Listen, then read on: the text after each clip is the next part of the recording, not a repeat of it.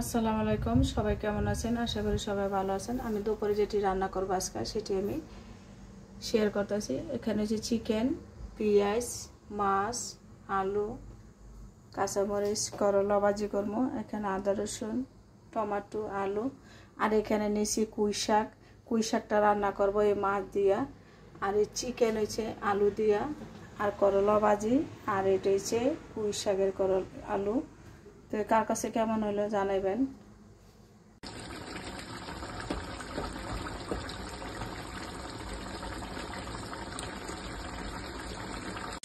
মাছটি বাজিয়ে নিলাম, পুঁই শাক দিয়ে রান্না করবো। এই মাছটি হয়তো আমার এক পিসও খাওয়া হইব না, কারণ মাছ ভাজা খাই না, এটা আমার আমাকে ভালো লাগে না। আমি সবসময় কষানো মাছ খাই, আমার অভ্যস্ত ওইটা এমনি খাই। এখানে পেঁয়াজ, তেল সব কিছু দিলাম। মাঝে মাঝে আমার রান্না করতে ইচ্ছা করে না, মাঝে মাঝে যে কোনো জিনিসের মনে জোর লাগে। গান, রান্না, যে কোনো আপনার একটা চাকরিজীবী যে কোনো জিনিসই তো মনে জোরটা মাঝে মাঝে আমার হারিয়ে যায়। তাই অনেক সময় রান্না করতে মন চায় না। তো আজকে চাইতেছে না, তো কিছু করার নাই, ছেলে মেয়ে আছে। এখানে আদা রসুন আর হলুদের পাখি দিয়ে দিলাম। সেটার মধ্যে মশলা ব্যবহার কম করবো, কারণ ব্যবহার বেশি করা যাবে না, কারণ এটা ছেলে মেয়ের খাবার। টমেটোটি দিয়ে দিলাম। টমেটো দিলে কি একটু কালার আসে, অনেক দেখতে অনেক ভালো লাগে। আর এমনি টমেটো দিলে মুরগির মাংসের মধ্যে অনেক স্বাদ পাওয়া যায়। আমি এখন চিকেনটি দিয়ে দেব।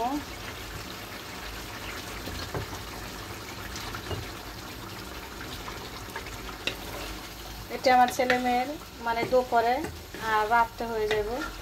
আর বড় ছেলে বাইরে গেছে খেলাইতে, জানি না কখন আসে, কারণ 11 রাতে কটা ঘন্টা খেলা করে বলতে পারি না। বাসায় রবিবার হইলে অনেক সময় রান্না পরে ঠিকই খাওয়া পড়ে না। আর আমার মেয়ে এখনো ঘুমাই রয়েছে, এখন প্রায় 1টা বাজে।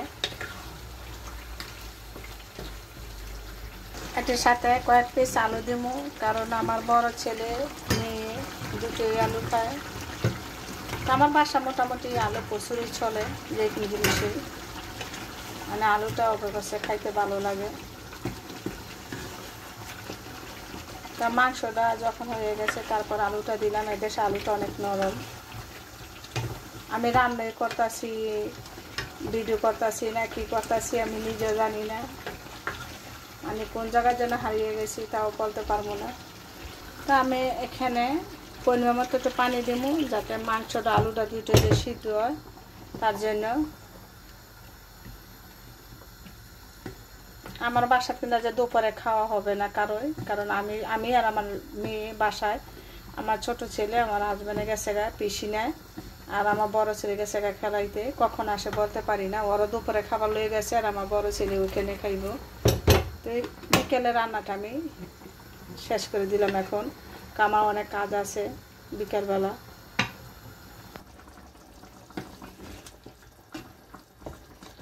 মোটামুটি রান্নাটা শেষ হয়ে গেছে গা, আলুটাও সিদ্ধ হয়ে গেছে গা। আর 2 মিনিট পরে এটা রান্না শেষ। তো এটা মুরগির মাংসটা রান্না শেষ। তো আজকে একটা মজার ঘটনা হয়েছে, আমি রান্নাই করতেছি না কি করতেছি আমি নিজে যা বলতে পারবো না। তারপরে রান্নাটা মোটামুটি শেষ করলাম। একটা মাছ ভাজবো। তো মাছটা আমার আছে খাওয়াইব না, কারণ মাছ ভাজা খাইলে আমার ভাজা মাছ কেমন জানি লাগে, আমি খাইতে পারি না।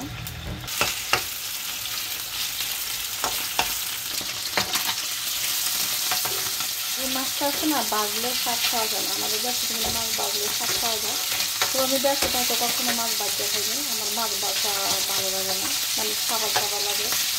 এই কারণে আমি সবসময় কষা দিনে যে মাছ খাই, এই যে মাছটা যদি আমরা ভাজি, সেই মাছটা আমি খাবো না। এটা একটা খাবো না, পিসও খাবো না, কারণ মাছ ভাজাছি পুঁই শাক দিয়ে রান্না করি, আমার হাজব্যান্ডে খাইবে। হ্যাঁ, মাছ ভাজা পছন্দ, আমার পছন্দ না। তো মাছটি ভাজা হয়ে গেছে গা। এখন আমি মাছটি ভাজা শেষ হয়ে গেছে গা। এখন ভাজি করবো করলা। আমি বিকালের খাবারটা রান্না করে দিতেছি, কারণ দুপুরের মুরগি পোড়া আছে, বিকালে প্রচুর গরম পড়ে যাবে, অনেক গরম পড়ে। তারপর আজকে রবিবার, আজকে আমার অনেকটি কাপড় আসতে আয়রন করতে হইব। আমি দুপুরে মুরগি পোড়া খাইয়া রান্না শেষ করে তারপরে ওই দিকের কাজটা করবো। এখানে কয়েকটা কাঁচামরিচ দিলাম, তারপর সাথে আলু দিয়ে দিলাম। আলু ছাড়া করলা ভাজি স্বাদ পাওয়া যায় না। তবু আমি করলা ভাজি তেমন কিছু ভাজি করতে পারি না, কারণ আমি তেমন কিছু স্বাদ হয় কিনা আমি জানি না। তবু আমার মায়ের হাতের করলা ভাজি অনেক স্বাদ। আমার আপা আমেরিকা থাকে, আমেরিকা চাই আমার মার হাতে করলা ভাজি খাইতে মন চায়। মানে শুধু করলা ভাজি খাইবে আর কিছু খাইবে না।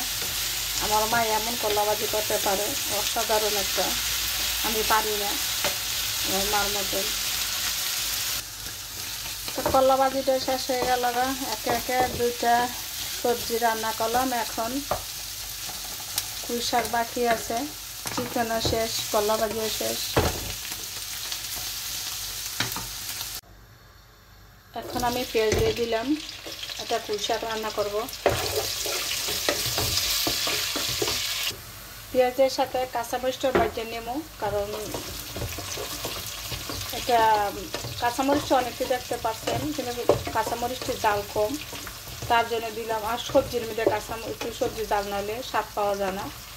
তো পেঁয়াজটা বাজা হয়েছে, এখানে আদা রসুন আর হলুদের পাখি দিয়ে দিলাম। আমি জানি না আজকে আমার রান্নাটা কেমন হইব, আমি নিজেকে নিজে বলতেছি, কারণ আমার আজকে রান্নার প্রতি মন নাই।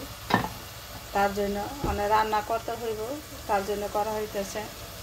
তো মশলাটা কষানো হয়ে গেছে। আমার রান্না কি আমি যখন রান্না করি আমার মশলাটা তো অনেক সময় নিয়ে কষাই, কারণ মসুর দিটা না কষলে আদা রসুনটা কেমন যেন একটা গন্ধ আসে। আর অনেকক্ষণ কষালে যে মশলাটা কষানো শেষ। এখন পুঁই শাক দিয়ে দেবো। অথবা বলতে পারেন কালকে পুঁই শাক রান্না করছে, আজকেও রান্না করছে। কিন্তু পুঁই শাকটা এমন একটা জিনিস, এটা সবসময় মন চা খাইতে, তো আমি সবসময় পাই না। কারণ এখানে মানে 3 মাস ওই শাক পামো, এরপর আর পামো না। মানে বাংলাদেশের সবজি পাওয়া যায় না, এরপর আমরা ইটালিয়ান সবজি আমরা খাইতে হয়। আর আমার বাসাতে আমরা সবজি কম খাওয়া পড়ে, কারণ ছেলেমেয়েরা যখন খায় না, আমরা দুজন আর কি সবজি খামো। আর আমার একটা কি, আমি যখন সবজিটা রান্না করি তখন খাই দুপুরে, যখন এটা আবার জাল দেই এরপরে আমি খাই না, আমার তো ভালো লাগে না কেন জানি। মানে পরে প্রতি জাল দিলে সবজিটা আমার খাইতে ভালো লাগে না। অনেকটি শাক দেখা গেছে, তো এটা শাকটা অন্য যায় একবার দুম কমে গেছে, এখন অল্প মনে হয় অনেকটি শাক রান্না। পুঁই শাকটা মোটামুটি রান্না শেষ হয়ে গেছে। এখন সামান্য পরিমাণে পানি দেবো, আলু পরে দেবো। আগে পানিটা মানে জাল হইল, আমার এদেশের আলু অনেক নরম, না তো একেবারে মিডুরি হয়ে যাবো পায়েস। আলু এখন দিয়ে দিলাম, মাছ আরও পরে দেবো, আর একটু শুকাইব পানি। এখন মোটামুটি 3:30 বাজে আইসে আমার রান্না শেষ হলে। এখন মাছ দিয়ে দিলাম, বেশি দিলাম না, 3 পিসেই, কারণ একজন খাইব। তো রান্নাটা মোটামুটি শেষ হয়ে গেছে। তো সবাই ভালো থাকেন, যদি ভালো লাগে লাইভ শেয়ার করে দেবেন। আমি জানি না আমার কথাটি কেমন হলো, তো আশা করি যদি ভুল দুটি হয়, যদি কিছু কথার মাঝে কেউ ভুল হয় অথবা কারো কষ্ট পাইতেন, তো ক্ষমা সৃষ্টিতে দেখবেন। তো সবাই ভালো থাকেন, আল্লাহ হাফেজ।